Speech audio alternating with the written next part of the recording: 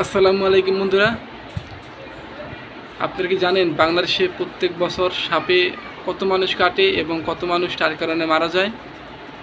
তো বন্ধুরা, না জানলে আমার এই ভিডিওটি দেখতে থাকেন।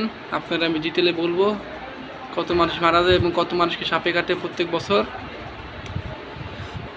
বাংলাদেশে বর্তমানে অনেক প্রজাতির সাপ আছে।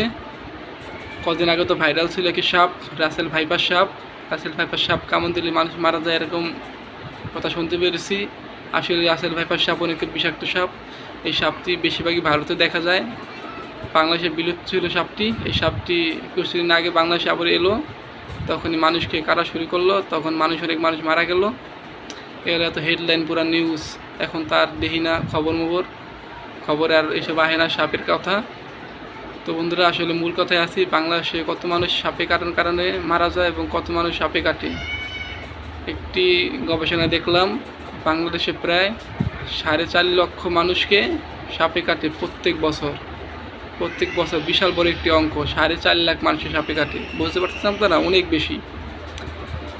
4.5 লাখের ভিতরে সাপে কাটার কারণে প্রায় 7,500 মানুষ ইন্তেকাল করে, মানে সাপের কারণে মারা যায়। আবার যারা বাকি আরও থাকে, অনেক মানুষই তো বেঁচে যায়, তার মধ্যে তাদের অনেক ক্ষয়ক্ষতি হয়, অঙ্গহানি হয়। যারা দেখা যায় যে যাদের কামড় দিলে হাতটা কাটা যায়, অনেক ইয়ে হয়, চোখের সমস্যা হয় সাপে কাটার কারণে।